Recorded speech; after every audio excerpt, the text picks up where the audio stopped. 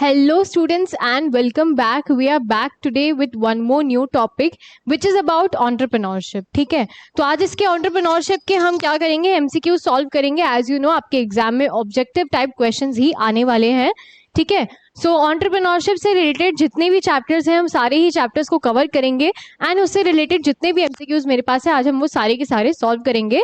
Moving on to the first chapter जो आपका है. ठीक है, तो इससे रिलेटेड क्वेश्चंस हम लोग चालू करते हैं सॉल्व करना. तो फर्स्ट चैप्टर जो आपका है which is it is about entrepreneurship का बेसिक कॉन्सेप्ट. ठीक है, तो सबसे पहला क्वेश्चन आपको दिया गया है. According to the economic approach entrepreneur is risk bearer, profit seeker, change agent या फिर मैनेजर. क्या होता है अकॉर्डिंग टू इकोनॉमिक कॉन्सेप्ट एक एंटरप्रेन्योर?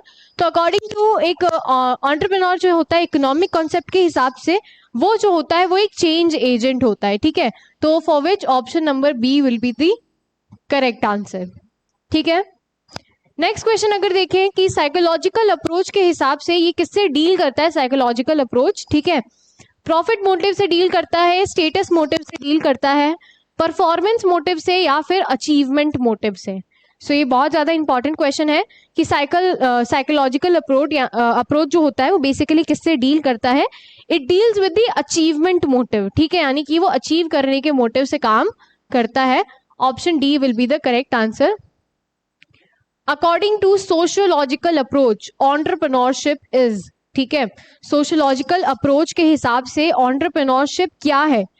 प्रोसेस है ऑफ रोल परफॉर्मेंस, या फिर एक प्रोसेस है इकोनॉमिक चेंज का, एक प्रोसेस है सेंसिटिविटी का, या फिर एक प्रोसेस है असेंबलिंग इमेजिनेशन का. ठीक है, तो सोशियोलॉजिकल अप्रोच के हिसाब से ये ऐसा कहता है कि एंटरप्रेन्योरशिप क्या है, ये एक ऐसा प्रोसेस है जो रोल परफॉर्मेंस पे ध्यान देता है. ठीक है, ऑप्शन ए करेक्ट हो जाएगा. ठीक है, एंटरप्रेन्योरशिप फेल्स टू लीड, यानी एंटरप्रेन्योरशिप फेल हो जाता है क्या कार्य करने में? Partnership firm, new subsidiary venture, new corporate division या फिर नन ऑफ दीज.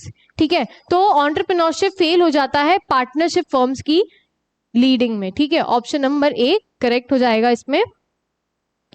वही नेक्स्ट क्वेश्चन आपको दिया है, एंटरप्रेन्योरशिप इज इंश्योर्ड बाय. ठीक है, एंटरप्रेन्योरशिप जो है वो किसके द्वारा परफॉर्म किया जाता है, फिर किसके द्वारा इंश्योर किया जाता है?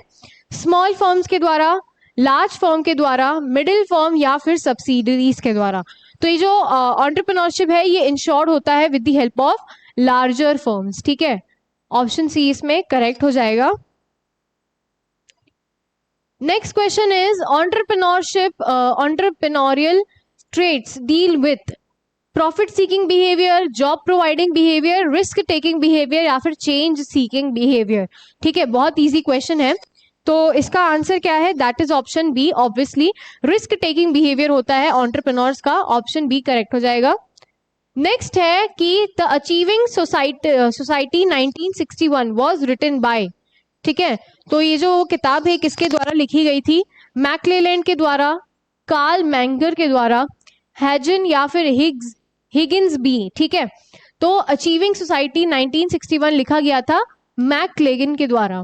ठीक है, नेक्स्ट है barriers to entrepreneurship stifle. Barrier to entrepreneurship stifle क्या है कि इनोवेशन उसका बैरियर है, अनसर्टेनिटी उसकी बैरियर है, प्रॉफिटेबिलिटी उसकी बैरियर है या फिर रिस्क टेकिंग कैपेसिटी उसकी बैरियर होती है. तो इनोवेशन ही उसका सबसे बड़ा बैरियर होता है. Option A is correct. ठीक है, नेक्स्ट अगर देखें कि the book entrepreneurship was written by, ये बुक किसके द्वारा लिखी गई थी? ठीक है, बीसी टंडन के द्वारा, मोल्ड डेविड एम के द्वारा, पिचोद गिफोर्ड 3 के द्वारा या फिर मियर एंड बैल्विन के द्वारा. तो ये बुक लिखी गई थी वीसी टंडन के द्वारा. ऑप्शन ए करेक्ट हो जाएगा. नेक्स्ट है मर्जर और एक्विजिशन क्या है? ठीक है, मर्जर और एक्विजिशन जो है ये एंटरप्रेन्योरशिप के बिहेवियर को एनकरेज करता है, डिस्करेज करता है कि फेल करता है एंटरप्रेन्योरशिप के बिहेवियर को अफेक्ट करना या फिर नन ऑफ दीज. तो एंटरप्रेन्योरशिप के बिहेवियर को ये डिस्करेज कर देता है. ठीक है, मर्जर और एक्विजिशन, यानी एंटरप्रेन्योरशिप का जो स्पिरिट है वो वहीं पे खत्म हो जाता है जब मर्जर और एक्विजिशन की बात हम करते हैं तब. ठीक है, तो yes this was all about हमारा फर्स्ट चैप्टर. आई होप ये 10 क्वेश्चंस आपको इजीली सॉल्व हो पाए होंगे. बहुत इजीएस्ट क्वेश्चंस थे ये चैप्टर के एंड आई एम श्योर ये one of the most important questions भी थे. ठीक है, कोई भी डाउट होगा तो आप लोग पूछ सकते हैं. That is all for today. Thank you for joining and have a nice day everyone.